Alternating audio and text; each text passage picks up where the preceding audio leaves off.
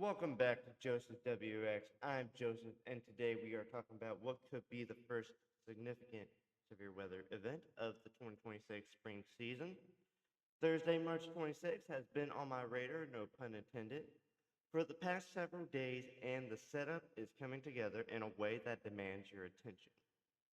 If you live anywhere from the Missouri Boothly through the Ohio Valley, this is a deep dive breakdown. We're going wall to wall, SPC outlook, model analyst, individual hazard threats, and what you need to have in place before Thursday afternoon.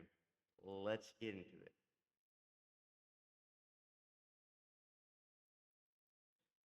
Before we look at any specific graphics, let's talk about why Thursday is set up the way it is, because this is important context.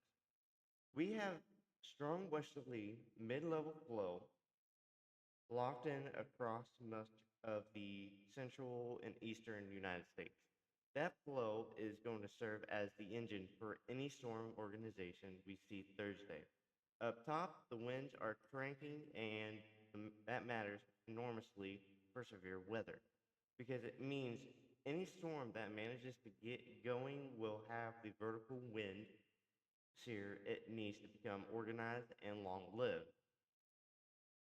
Now, at the surface, we're watching a cold front. That front is forecast to press southeast into the southern Great Lakes region by Thursday afternoon. Ahead of it, we've got warm, increasingly moist air streaming northward out of the Gulf. Dew points are forecast to climb into the lower to mid 60s across portions of the mid Mississippi Valley and lower Ohio Valley throughout the day. And that's your instability fuel, basically. So you've got the ingredients, deep layer shear from that mid-level flow, moisture return from the south, and a sharp surface boundary, triggering storms. That is a classic springtime severe weather recipe.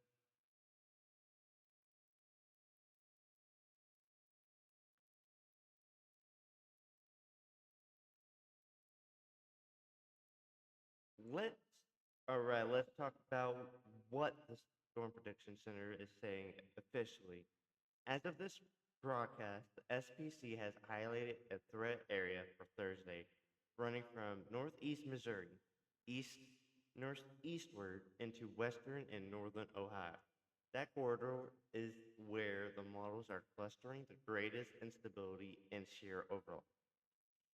And that's where I'd focus my attention if you're in that region. Now, I want to take a second to explain the outlook in the context of what's new this year, because if you haven't heard, the SPC rolled out their conditional intensity group system. The SIGs at the start of March, this is huge, and it changes how we read these outlooks. In the past, a slight error risk, enhanced risk, told you how likely storms were, but it didn't tell you how bad they could get if they developed. SIGs answered that second question. SIG 1 means lower and severe potential if storms form. Think sub 75 mile per hour winds, EF 2 plus tornadoes, hail at least 2 inches. SIG 2 steps it up. SIG 3 is reserved for the nastiest, highest end setups. Violent tornadoes, extreme hail, destructive winds. Basically looking at the ratio. So when you're looking at Thursday outlook, pay attention to both the categorical risk level and any SIG designation SPC has overlaid. That combination tells you the full story, probability, and intensity. Pull up spc.noaa.gov before Thursday and check the latest incidents. I'll be updating you as well.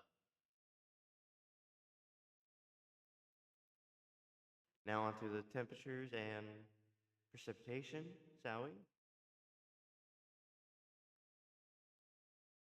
Right now, we are going to be experiencing a above average temperature. Basically, we have this whole big old heat dome right now. This is what is going to cause a lot of our energy to happen. And it is what's going to trigger these storms to happen as well. Yes, the cold air is not going to be there as much, but that doesn't stop it from doing this. Now onto the precipitation. Precipitation, we're looking at a different outlook. Like some areas are going to see above average precipitation so far within the 6 to 10 day outlook.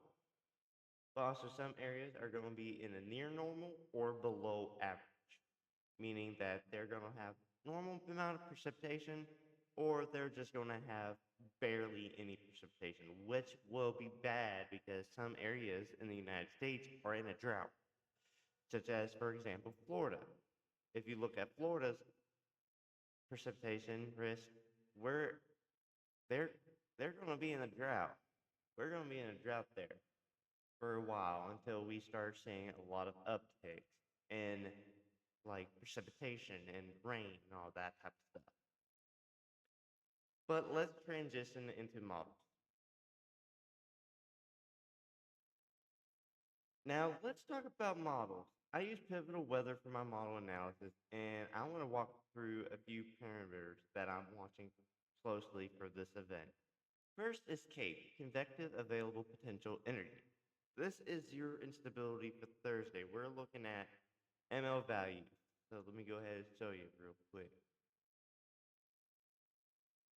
Shall we?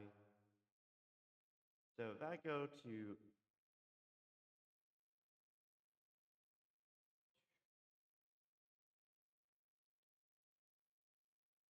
I believe it'll be I'm gonna just go ahead and go through the MUK. But as you can see right here,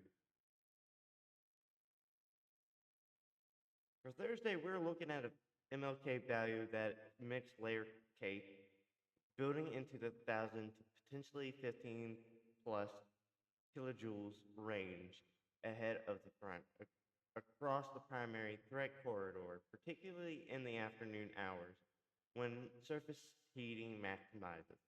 That's meaningful amount of instability, not a record-breaking outbreak setup, but more than enough to support supercell. Secondly, shear. I'm watching at least at a 0-6 kilometer bolt shear, and the models are consistently showing values in the 40 to 60 knot range across the threat area during peak storm timing. That is solidly in supercell territory. When you pair that with the instability we just talked about, you've got the environment that produces organized, potentially long track thunderstorms. Third is hodograph and storm motion. The wind profile through the atmosphere is curving in a way that favors right moving supercells, basically, in the Thursday afternoon. That means if the street storms mode establishes itself ahead of the main line, those individual cells could track to the southeast, giving them time to mature and intensify before the cold front catches up and forces them into a linear motion. The key uncertainty at this point, and I want to be honest, is cloud cover and convective initiation time. If clouds hang around ahead of the front into the afternoon and prevent surface heating, that caps instability and limits threat, basically. We'll know more by Wednesday night as higher resolution NAM runs come into range. I'll be watching closely.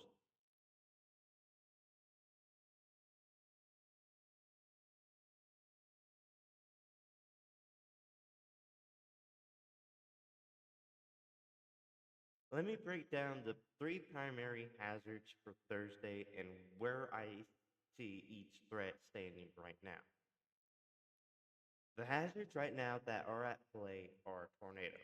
This is in play because the combination of the back end surface winds, directional shear, and moderate instability means supercells that develop ahead of the front will have the ingredients for the tornado production. I wouldn't be surprised to see the SPC add tornado probabilities to their day 2 and day 1 outlook by Wednesday. The question is discrete versus linear storm mode. Discrete supercells are far more tornado efficient. If we get that ahead, sorry about that,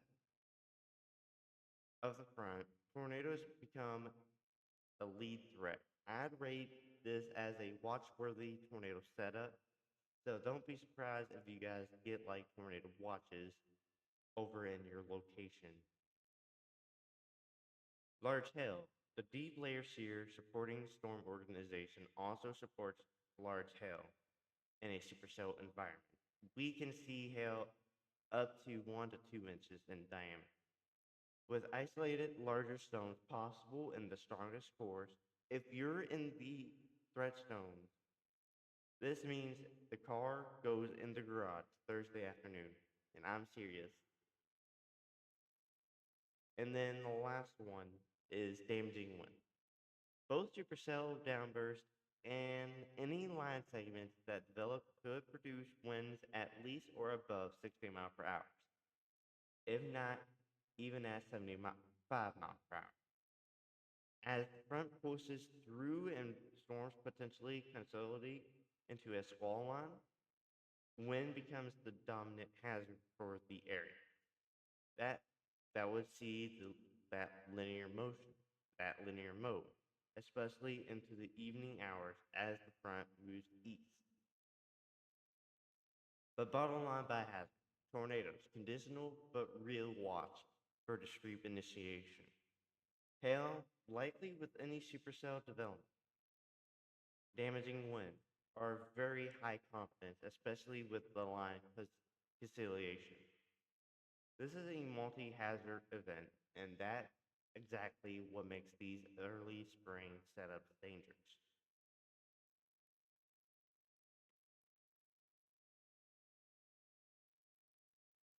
Now, safety tips.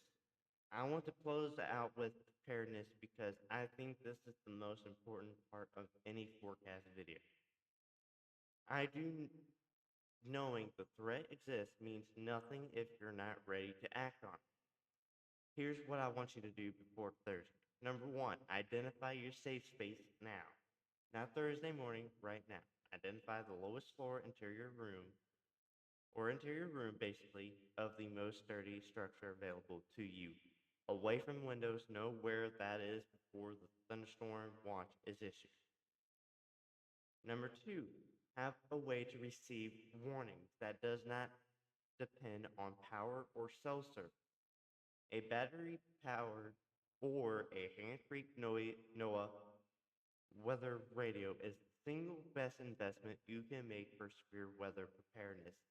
Your phone will get wireless emergency alerts, but those can be delayed. A weather radio gives you direct National Weather Services broadcast in real time. Number three, don't rely on sirens as your primary warning systems. Outdoor sirens are designed for people who are outside, inside a building, especially with a TV or music playing. You may not hear them. Your phone alerts and what a radio are more reliable. Number four, have a communication plan. If you have a family members in a different location, know how and where you're going to check in. Text messages go through during network congestion better than calls. And finally, stay weather aware. Thursday afternoon through the evening, always check updated SPC Day 2 outlooks on Wednesday. Make sure anything that changes. If anything changes, make sure you follow your local National Weather Services and watch that SPC Day 1 outlook. Be prepared because if I have to, I'll try my best to go live on the channel if this event develops as modeled. As always, hit the bell icon if you haven't already so you've got notification the moment I go live.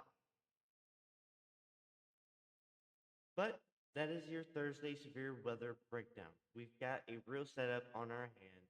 Nothing catastrophic at this stage, but enough that you absolutely want to be informed and prepare going into that afternoon.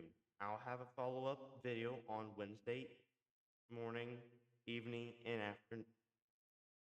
afternoon and evening once the short range models sharpen this picture. And if watches or warnings goes up Thursday, we are live. Or I'll try to be live anyway once I get home.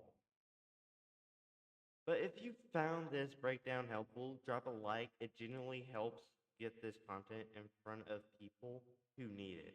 Subscribe if you're new, and I will see you in the next one. Stay safe out there, and yeah, have a good one.